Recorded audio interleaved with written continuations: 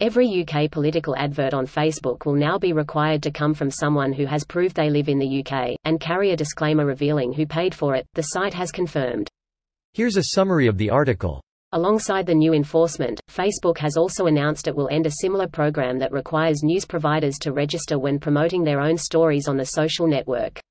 Under the program, which was first launched in the US this summer, and then introduced to Brazil and the UK later in the year, Facebook had required anyone who paid to promote news stories to register as a political advertiser, and stored those news stories in a separate archive.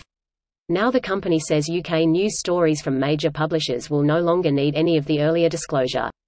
Since the company first required news providers to register, Facebook's Rob Leathern said, it had built more controls to help prevent politically motivated actors who are looking to use false news or sensationalism as weapons, and in September, we announced a news indexing process designed to more clearly and consistently identify pages posting news on Facebook.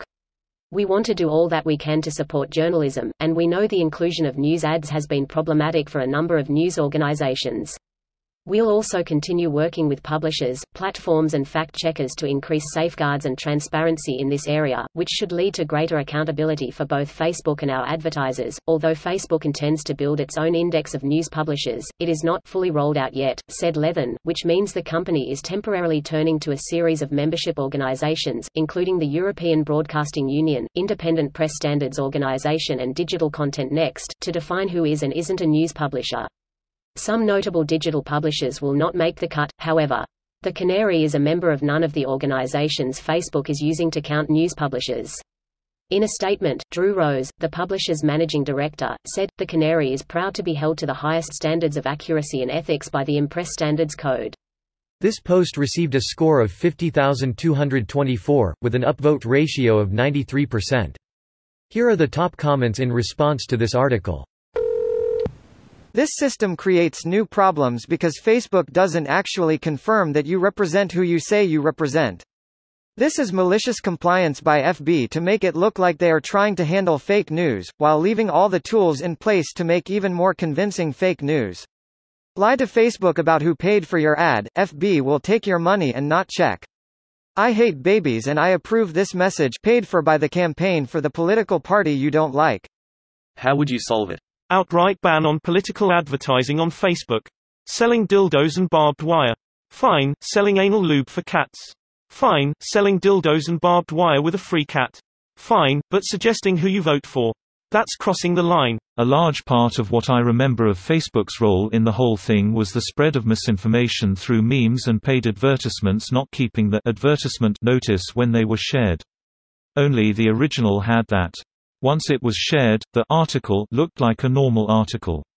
Did that change yet? Slightly off, it was display URLs in ads not matching the actual URL. The advertised URL is a site that doesn't match where the click takes you. The largest is the careless oversight of what kind of data they share with developers. By analyzing data and grouping people into psychographic audiences, advertisers were then able to find group bias and feed them conspiracy by disguising it as a source they trust. Is it not disingenuous to believe that this only comes from Russia or external forces? No, it would be disingenuous to say that, and not believe it. Believing it can either be correct or incorrect, but not disingenuous. I like the way you articulated that. It never occurred to me, disingenuous beliefs are an oxymoron. Disingenuous beliefs don't exist. But, people are disingenuous about their beliefs all the time. Interesting. Arguably, cognitive dissonance, very common in partisanship where you have to tacitly ignore that what you criticize opposing parties for is also in your playbook, is an example of disingenuous beliefs. Yes, so I live in this mailbox right here. Sure, it would not be too difficult to claim a false address, but this part is better. Even if it is ineffective in real time, this database will be useful in limiting future propaganda campaigns. Still, I can't help but consider this a band-aid to stem negative PR. Facebook can and should do more. So, pay some destitute man $11K to buy $10K of ads. This video was automatically created by Reddit to speech. The article and comments in this video were selected from Reddit according to their upvotes, and any paraphrasing was performed by smmry.com, without any human intervention.